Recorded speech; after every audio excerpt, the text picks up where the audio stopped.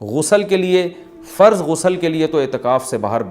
نکلنا بالکل جائز ہے۔ سنت غسل کے لیے جو راجح قول ہے، جو دلیل کے لحاظ سے قوی ہے، اس کے مطابق سنت غسل کے لیے آپ اعتکاف کے لیے مسجد سے باہر نہیں جا سکتے، چاہے وہ جمعہ کا دن ہو یا کوئی بھی دن ہو۔ راجح قول بہرحال جمہور کا قول یہی ہے، اگرچہ کچھ علماء دوسرے قول کے بھی قائل ہیں، لیکن جو راجح قول ہے، جو جمہور کا قول ہے، جس پہ فتویٰ اب تک دیا جاتا رہا ہے، وہ یہی ہے کہ آپ غسل نہیں کر سکتے۔ ہاں یہ ضرور ہے کہ اگر آپ واش روم میں گئے اور وہاں کوئی غسل کا بھی انتظام ہے، جیسے اٹیچ باتھ روم ہوتے ہیں، تو جتنی دیر میں وضو کرنے میں ٹائم لگتا ہے اتنی دیر میں آپ اگر غسل کر لیتے ہیں تو آپ کا اعتکاف نہیں ٹوٹے گا۔ اور ظاہر ہے یہ جب ہی ہوگا جب بغیر صابن کے آپ غسل کریں، جلدی جلدی کپڑے اتار کے بس پانی بہائیں، جتنی دیر میں وضو کرتے ہیں اتنی دیر میں،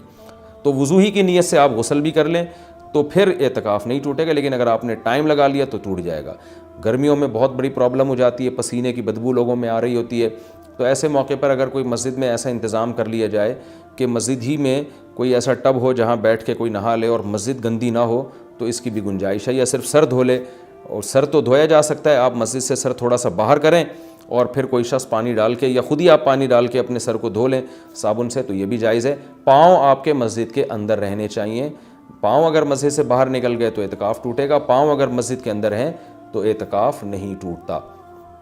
یہ بھی اعتکاف کے کچھ بیسک مسائل تھے۔ اعتکاف کے دوران آپ کسی کے جنازے میں جانے کے لیے مسجد سے باہر جائیں گے، اعتکاف ٹوٹ جائے گا۔ کسی کی عیادت کے لیے مسجد سے باہر نکلیں گے، اعتکاف ٹوٹ جائے گا۔ لوگ کر رہے ہوتے ہیں یہ کام، جی وہ اللہ معاف فرمائے نانی کا انتقال ہو گیا، چاچا کا انتقال ہو گیا، تو اب ہم جا رہے ہیں، تو بھائی نہیں جا سکتے آپ۔ جس کا بھی انتقال ہو گیا اس کے لیے یہیں بیٹھ کے آپ دعائے مغفرت کریں، اور ان کا جنازہ اگر وہیں آ جاتا ہے تو مسجد کے اندر بعض جگہوں پہ صفیں بنتی ہیں، جنازہ باہر رکھا جاتا ہے تو ٹھیک ہے، مسجد سے باہر آپ نہیں جا سکتے۔ اسی طرح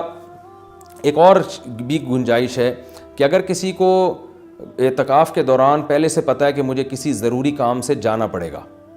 تو وہ مستثنیٰ بھی کر سکتا ہے، یعنی اعتکاف میں بیٹھنے سے پہلے وہ یہ نیت کر لے کہ فلاں دن اتنے ٹائم تک کا جو وقت ہے میں اعتکاف سے خارج کر رہا ہوں، تو وہ فلاں دن جب آئے گا تو وہ مخصوص ٹائم اس کا اعتکاف میں داخل ہی نہیں ہوگا، تو اس دوران وہ مسجد سے باہر جا سکے گا، اس کا اعتکاف نہیں ٹوٹے گا۔ یا وہ یہ کہہ لے کہ جیسے کسی نے پیپر دینا ہے تو وہ یہ نیت کر رہے کہ بھائی میں اعتکاف میں تو بیٹھ رہا ہوں، لیکن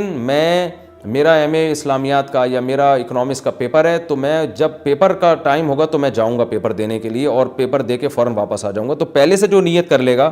تو اس میں وہ ٹائم اعتکاف میں داخل ہی نہیں ہوگا، اور اس عمل کی وجہ سے اس کا اعتکاف ٹوٹے گا نہیں۔ البتہ سنت بہرحال یہی ہے کہ پراپر 10 دن تک مسلسل اعتکاف کیا جائے۔ تو یہ کچھ موٹے موٹے مسائل تھے اعتکاف کے۔ اور رمضان میں روزے کی حالت میں سرما لگانے سے، کان میں آنکھ میں دوا ڈالنے سے روزہ بھی نہیں ٹوٹتا، اعتکاف بھی نہیں ٹوٹتا۔ خوشبو لگانے سے نہ روزہ ٹوٹتا ہے نہ اعتکاف ٹوٹتا ہے۔ باتیں کرنے سے بھی نہ روزہ ٹوٹتا ہے نہ اعتکاف ٹوٹتا ہے، لیکن اعتکاف میں زیادہ باتیں نہیں کرنی چاہیے، عمل کو زیادہ فوکس کرنا چاہیے۔ اور اگر کوئی گپ شپ لگاتا بھی اعتکاف میں تو اس سے کچھ نہیں ہوتا، لیکن اعتدال سے مسجد کے آداب کا خیال کرتے ہوئے، تو اعتدال سے اگر کوئی مسجد میں رہے اور مسجد کے آداب کا خیال کر کے بات چیت بھی اعتکاف کے دوران کرتا ہے تو یہ ناجائز عمل نہیں ہے۔ ایک بات جو آخری بات، اعتکاف میں موبائل کا استعمال کم کریں اور اس کو مثبت ایکٹیویٹیز کے لیے محدود کر دیں۔ فون پہ باتیں کرتے رہنا، ویڈیوز دیکھتے رہنا فیس بک کی، یہ تو سارا ٹائم آپ کا فیس بک برباد کر دے گا۔ کوئی کام کی علمی بحث دیکھنی ہو تو ایک الگ بات ہے، لیکن ویڈیو گیم اور ان چیزوں میں اعتکاف کو برباد کرنا یہ بہت بڑی محرومی کی بات ہے۔ اللہ تعالیٰ سے دعا ہے کہ اس رمضان کے اس عشرے کو اللہ ہم سب کے لیے رحمت بنائے۔